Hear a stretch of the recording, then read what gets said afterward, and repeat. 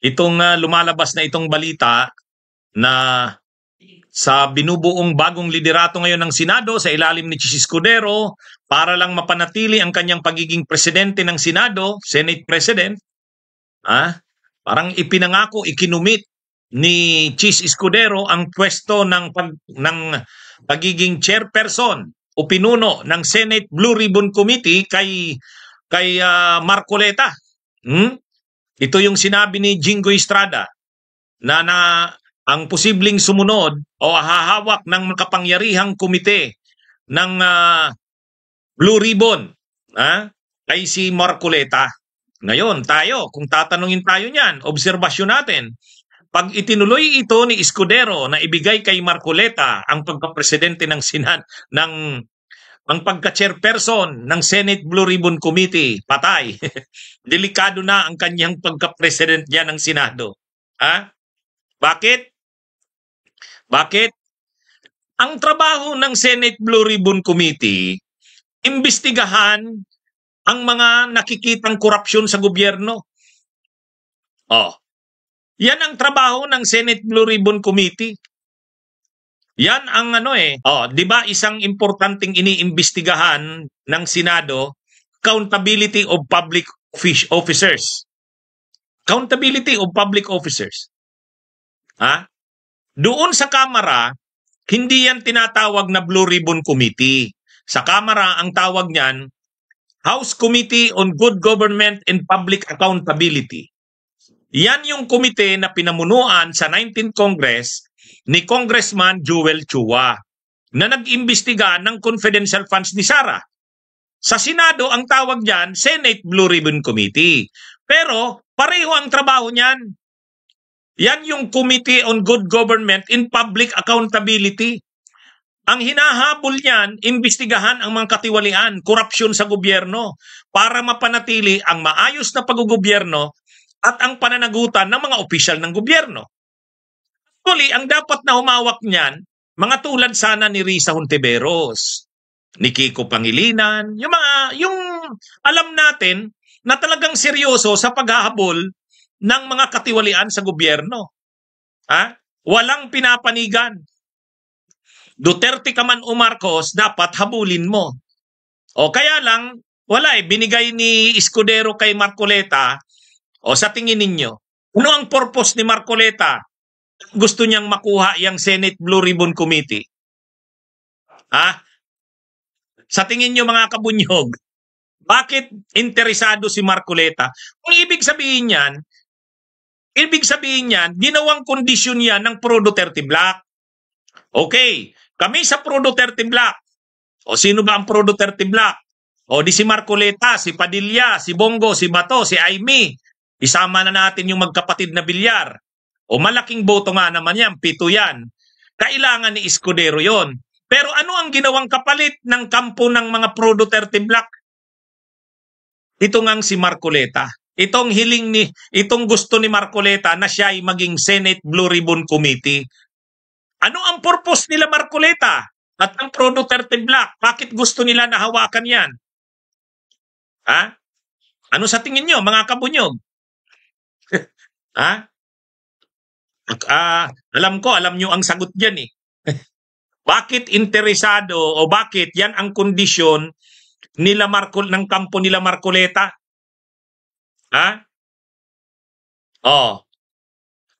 Di ba? Mga kabunyog, mga kababayan. Bakit? Ano bang dahilan? Bakit interesado ang kampo ng mga Duterte? Bakit? Sabi ni Mincho Yamamoto, Marcoleta would be very, very bad if given the chairmanship of the Blue Ribbon Committee to take down PBBM. Sabi ni Mincho Yamamoto, titirahin si BBM. Sabi ni Paulino Cabigting. Napakalinaw yan. Gagamitin nila Marcoleta ang Senate Blue Ribbon Committee para i-expose ang mga katiwalian ng administrasyon ni Marcos. Actually sa atin, wala tayong kinakampihan. Marcos o Duterte, basta tiwali, kailangan nating i-expose kasi laban tayo sa katiwalian. Yung problema kay Marcoleta, poprotektahan niyan ang katiwalian nila Sara ng mga Duterte, pero i-expose niyan ang katiwalian ng Marcos. Papayag ba sila Marcos niyan? Ha? Papayag ba sila Marcos niyan? Hindi papayag yan, sila Marcos at Romualdez. Kaya itong si Chis Escudero, sa sobrang ambisyon niya, ipapahamak niya sila Marcos at Romualdez. Ha? Oh, sabi ni Christopher Son Cruz, si Marcolet ang nagsabi, lintik lang ang walang ganti. Oh, ibibigay ngayon ni Chis Escudero yung posisyon na yan. Siya, walang problema dyan, si Escudero. Hindi naman hindi naman siya matatamaan niyan. Ang tatamaan niyan, sila Romualdez. Ngayon, papayag ba sila Romualdez sa ganyan? Yan ang sinasabi natin. Itong si Chis Escudero, napakarami ng kinukumit sa grupo ng Duterte. Ha? Una, ipapadismiss ang impeachment ni Sara. Pangalawa, Senate Blue Ribbon Committee, ibibigay mo kay Marcoleta. Ha? Yan yun. Ngayon, kaya niya bang pigilan si Marcoleta ni Chis Escudero? Hindi niya kayang pigilan yan. Once na ibigay niya yan kay Marcoleta, ang mga investigasyon yan, yung tungkol sa perceived na anomalya ng administrasyon ni Marcos. Wala tayong problema dyan.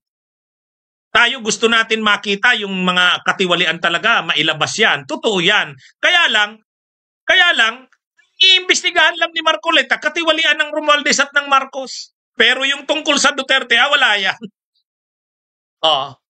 So, papayag ba ang Marcos niyan? Tama si Rosana Narumi. Para risbakan si Romualdez. Polo Carpio, salamat sa pag-send ng donations. So, ito yan. Kaya ang title ko, ito na. Pag tinuloy ni Escudero yan, delikado ang pagka-presidente niya ng Senado. Talagang ang tindi mo, Chis Escudero, Talagang gusto mo na kaming ilaglag. In a way, linalagay niya dyan ni Chis Escudero sa alanganin, sila Marcos at Romualdez. Di ba? Hindi sa totoo lang. Ay tayo naman, walang problema. Gusto nga natin lumabas ang katiwalian ng lahat eh. Kaya lang, ito lang, sinasabi natin, tatamaan dito sila Marcos at Romualdez. Alam na natin yan. Alam naman natin kung ano si Marcoleta. Okay lang sana yan kung si Marcoleta ay independent-minded. Ibig sabihin, wala talagang pinapanigan. Kung gusto niya talaga ay labanan ang katiwalian. Okay yan. Di ba? Okay yan. Kumbaga, parang ganito. Ibilagay mo dyan, talagang program ang Senado. Gusto talaga ng Senado na lahat ng katiwalian ay labanan. Okay, ilagay mo dyan yung karespeto. Pero yan, ilalagay mo si Marcoleta, mag-grandstanding lang yan. Mag-grandstanding. Sisiraan niya ng administrasyon ni Marcos at ni Romualdez. Lalo na, malapit na ang 2028 elections. Di ba? Yung sinasabi, alam niyo yung sinasabi ni Marcoleta, bakit yung confidential funds lang ni Sara ang iniimbestigahan? Bakit yung ibang confidential funds hindi? Precisely, ganun ang gagawin ni Marcoleta. At sabi ko nga sa inyo, tayo wala namang problema sa atin yan. Gusto rin talaga nating lumabas yung mga labanan talaga ang katiwalian. Ang problema mo dyan, selective yan si Marcoleta. Ang hahabulin lang yan, yung katiwalian ng Marcos at ng Romualdez. Yung Duterte, wala yan. So ngayon, anong magiging problema dyan? Kay Chis, walang problema yan. Kasi, kapalit naman niya na binigay niya yan kay Marcoleta, retained ang presidente niya, ng pagka-presidente niya ng Senado. Kumbaga, yung pro-Duterte bloc, sigurado na, suportado siya. Pinang ibinigay ni Chis Escudero sa pro-Duterte bloc. Yung pagdidismiss ng impeachment ni Sara, parang nakapangako na yan. Itong Blue Ribbon Committee kay Marcoleta, grabe. Sobra-sobra na ang kinumit ni Chis Escudero kapalit ng pagiging Senate President niya. Di ba? Kung tanong, tanggapin kaya ng Malacanang yung gagawin niya na yan? Alam naman ng Malacanang yan, alam yan ang kampo ng Marcos at Romualdez, hindi naman mga naive sa politika. Alam ng Marcos at Romualdez ang mangyayari paghawak ni Marcoleta ang Senate Blue Ribbon Committee. Di ba? Oh, yan yun. Kaya ako, ang tingin ko dito, itong si Chis Escudero, parang ipapahamak niya ang Malacanang nito. Nai-stress na si Noel Ligahino dito kay Chis. Ang mangyayari dyan, mag-grandstanding si Marcoleta. Siyempre, ano yan? O, alam naman natin yan. O, grandstanding. Tapos, ano talaga, tatargetin niya talaga dyan yung mga katiwalian ng di umano ng Marcos. Anuhin niya yan. Lalo pat malapit na ang 2028 elections. O, sino ba ang nag-aambisyon na makakalaban ni Sara? Si Romualdez. O yan. Yan yung mga anuhin dyan. Ha? Oh, yan yun. Sa totoo lang, ako nakikita ko dyan, sa ginagawang ito ni Chis Escudero, kakarating sa Malacanang yan. Ang problema, yan ang pinangako yata ni Chis. Yan yata ang pinangako ni Chis. Kung pinangako nga yan ni Chis Escudero sa kampo ng Duterte, kasi yun naman ang dinidemand ng kampo ng Duterte. Una, yung impeachment ni Sara. Oh. Pangalawa, ayan laman na ng mga balita ngayon, Hindi tayo nag-iintriga, laman na ng mga balita ngayon yan. Si Jinggoy ang nag-announce niyan Sabi ni Jinggoy, mga kabunyog, Blue Ribbon Committee, ibibigay kay Senator Marcoleta. Ayon kay Senator Jinggoy Estrada. July 7 yan, kahapon na balita yan. Tulad nga ng sinasabi natin, maganda naman sana yan kasi mai-expose din dyan ang mga korupsyon ng mga tao sa ilalim ni PBBM. Maganda yan. Mailabas talaga ang mga tiwali din. Ang problema, ang tatargetin lang niya ni Marcoleta, yung katiwalian ng Marcos at ng Romualdez. Yung Duterte, poprotektahan niya yan. Yan yun. Ngayon ang tanong, pumapayag ba si Chis Escudero sa ganyan?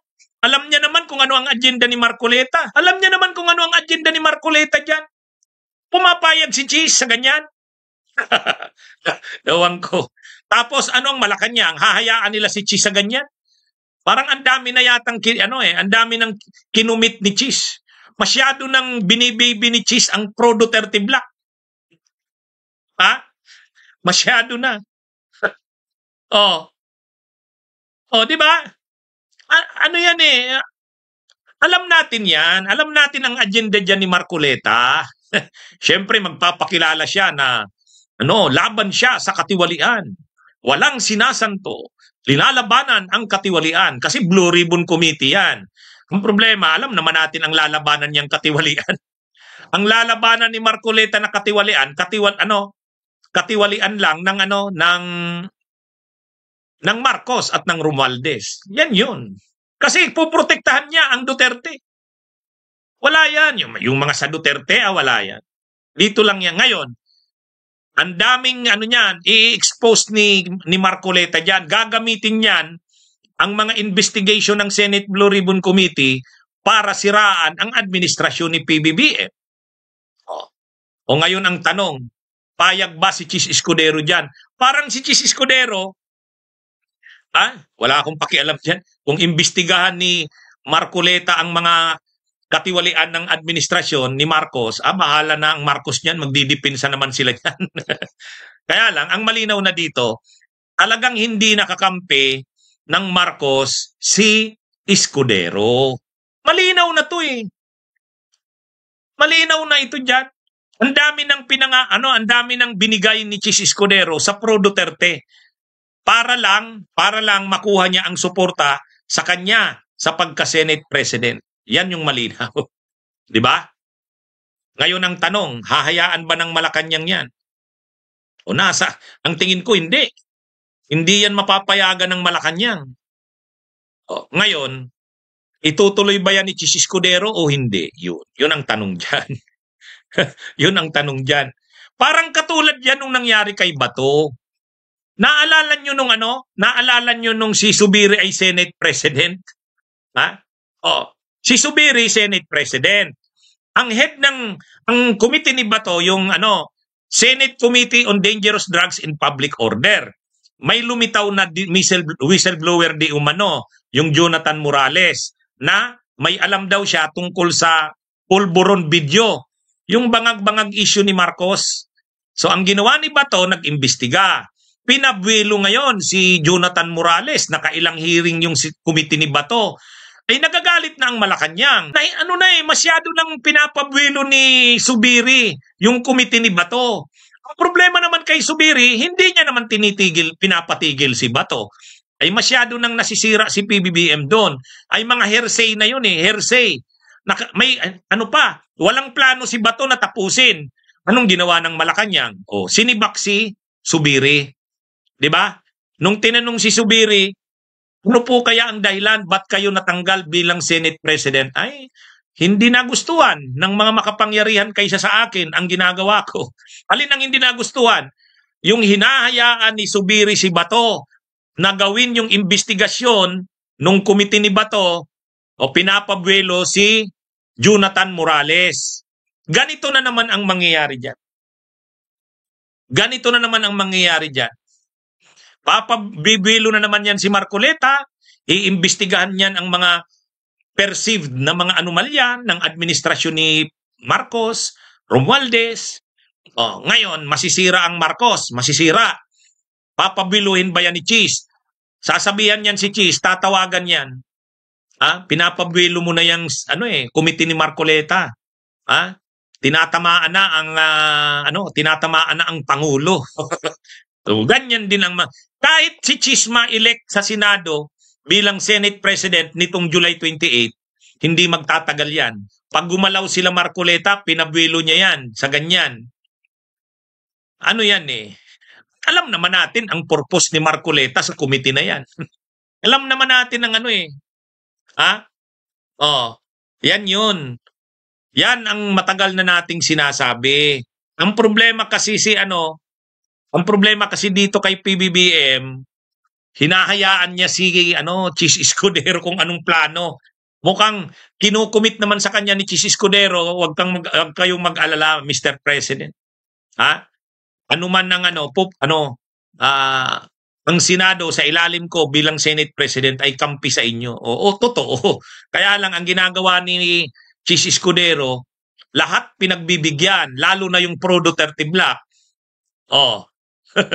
Di ba? Yan yung dyan. Yan mga kabunyog, mga kababayan. Tayo sa tingin natin, ito na. Pag tinuloy ito ni Escudero, delikado ang pagka-presidente niya ng Senado. Baka nga itong eleksyon sa July 28.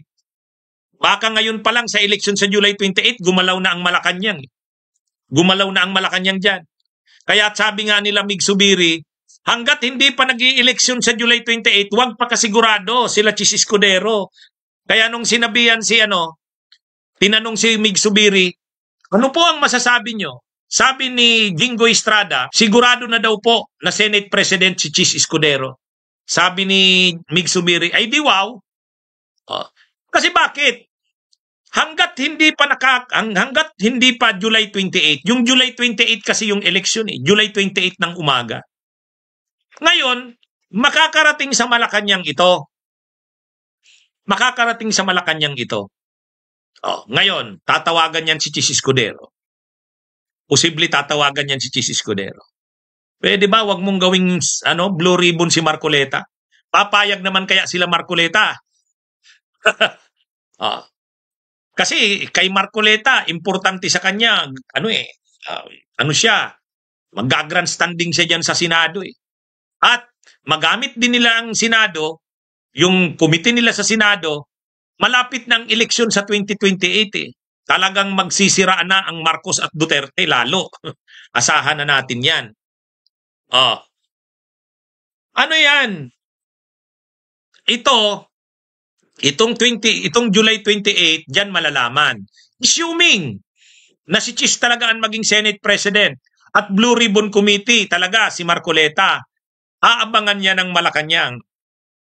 Pag nakita talaga na, kita mo, ano nang pinagagawa ni Marcoleta, kung ano-ano ng mga iniimbestigahan, O, Chis Escudero, ayusin mo na yung problemang ginawa mo. Pag hindi naayos yan ni Chis Escudero, hindi naman kayang pasunurin ni Chis Escudero si Marcoleta. Kasi masyado niyang pinalakas ang pro-Duterte Bloc. Hindi niya yan. Kaya niya bang kontrolin ang pro-Duterte Bloc? Ngayon pa nga lang, pinapakita ni Chis yung kahinaan niya. Diba? Ang dami niyang tinatanaw na ang dami niyang sa pro-Duterte Bloc. Alam na ng pro-Duterte Bloc na siya. Ala yan, Chis Escudero, hawak natin sa liig yan. Mas hawak pa natin sa liig yan kaysa sa hawak ng Malacanang.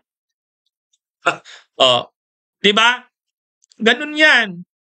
Ewan ko kung papayagan ng Malacanang yan, pinapabilo lang si Chis. Pero pagdating na sa tinatamaan na ang Malacanang, gagawa na yan ng hakbang. Katulad yan ang nangyari kay Subiri. Sinabihan na si Subiri, hanggang kailan ba yung investigasyon ng komite ni Bato? Pinapabilo na si Jonathan Morales, hearsay na yan. Hindi mo ba yan pipigilan? Kailan ba matatapos yung hearing na yan? Ay wala, nag-hearing pa rin na nag-hearing si Bato. Sabi ni Bato, may mga ilang hearings pa kami, hindi pa ito tapos. Ito, sa totoo lang, yan? Tayo naman kasi, political analyst tayo, nag-a-analyze tayo ng politika. Ganyan ang masasabi ko dyan. Ang mabuti naman sana kay Marcoleta, ito sa totoo lang. Ang mabuti kay Marcoleta dyan, ilalabas talaga niyan kung mga korupsyon ng Marcos at ng Romualdez. Which is tama rin lang naman. Dapat naman talaga na ang korupsyon wala ang kinikilingan. Kaya lang si Marcoleta pro-Duterte yan. Poprotektahan yan ang Duterte. So hindi rin maganda. Ang totoo, ang dapat sana ang maging Blue Ribbon Committee chairperson, hindi Marcos, hindi Duterte. Yung fair lang, yung patas lang. Patas lang. Kaya lang, hindi naman yata ibibigay yan kay Risa Hontiveros. Di ba? Kasi, hindi naman talaga yan ang pro-Duterte Bloc. Ay 7 sila. Ay kailangan ni Chis ang suporta ng 7 na yan. Yan na yung nangyayari dyan. Ang dami nang nananawagan naman. Palitan na yan si Chis. Kita nyo? Kaya dito? Ang mangyayari dito, binigyan ngayon ng platform. Kung kailangan ng Duterte, platforma, kung paano nila aatakihin ang Marcos, ang Romualdez. Ito yun. At matinding platform ito, Blue Ribbon yan. Senate Blue Ribbon Committee dyan. Tapos ibibigay mo kay Marcoleta. Na alam mo namang pro-Duterte, anti-Marcos. Sabi ni Maramos, ikaw na lang mag-Blue Ribbon, Panyero. Wala. Hindi nga tayo nananalo sa kamera. Wala. Anyway, ayan mga kabunyog, mga kababayan. Yan ang nakikita natin dyan. Anyway, abangan natin yan. Pero ako sa tingin ko, hindi yan nahayaan ng Malacanang na gano'n na lang. Makakarating yan sa Malacanang. Na si Marcoleta, ang magiging Senate Blue Ribbon Committee. Siyempre, ang sasabihin ni Chis sa Malacanang, hayaan nyo, kontrolado ko yan. O kontrolin ko na lang yan. Hindi niya kaya yan. Hindi niya kaya yan. Ganon din si Subiri, di ba? Hindi na control si Bato. Kaya, kahit pa manalong Senate President si Escudero ngayong July 28 na eleksyon, hindi rin tatagal yan. Kasi once na yan, pwede pa si Ping Lacson. Tama si Mary Rose Tukay. Sana si Ping Lacson, okay. Ay kaya lang wala Nasa minority sila Ping Lacson ngayon. Di ba? Si Ping Lacson sana talaga pwede diyan. Pwede diyan si Ping Lacson. Maganda diyan si Ping Lacson. Maganda diyan. Kaya lang si Chis Escudero kasi ang Senate President. Si Chis Escudero na lahat ng mapapakinabangan niya. Gusto niyang makuha ang suporta ng Duterte. Ito. Gusto niyang makuha ang suporta ng magkapatid na Estrada. Sige, Senate President pro tempore si Jinggoy. Gusto niyang makuha ang suporta ng mga Pinklawan. Kinuha niya ngayon ang ni Kiko sa Kanibam. 'Di ba? ni Kiko at saka si Bam. Ang kapalit niyan, Education Committee si Bam, Agriculture Committee si Kiko, o yan. O, si Villanueva, para hindi na mag-iingay yan. O sige, ikaw ang majority floor leader. Si Gatchalian, Finance Committee, Committee on Accounts. O yan ang Appropriations Committee ng Senate. O ikaw, Cayetano. O ganyan yung ano dyan. Ganyan ang ginawa ni ano. Public Works si Mark Villar. Kahit napakaraming issue sa kanya sa Public Works. O, ganyan si Chis Escudero. Ha? Ganyan. Kaya anyway, ayan yung ano, yan yung pagiging ano. Anyway, ang tanong ngayon, ang daming galit sa akin, oh, si Diosdado Lucilla. But mo inso. Alam nyo, maraming nagagalit sa akin kasi tayo dito, sa totoo lang tayo. Sa totoo lang. Di ba sa atin dito, kung ano ang tama at para sa katotohanan at para sa bayan, yun ang ating ipaglalaban. Pero pag mali at tiwali, ating lalabanan. Tayo pag nag-discuss dito, ano tayo? Ilalatag natin yung lahat ng anggulo. Yun. Di ba? Ilalatag natin ang lahat ng anggulo. Kasi wala naman tayo ditong pinuprotektahan. Wala tayong among sinasamba. Hindi naman ako hawak ni Numan. Si Attorney Enzo ay walang amo. wala akong among sinasamba. Hindi ako hawak ni Numan. Kaya makakaasa kayo sa akin ng mga komentaryo na fair. Ilalatag natin lahat ng anggulo. Yan yung ano natin. Okay? Okay? Sige mga kabunyog, mga kababayan. Magandang araw sa inyong lahat. Mabuhay po tayo. Bunyog, bunyog, halikan na kasama ka. Bunyog, kapag buklod ay may pag-asa. Luzon, Visayas, Mindanao, isa ang pananaw. Sa bagong Pilipinas ang bunyog isisigaw. Bunyog, bunyog.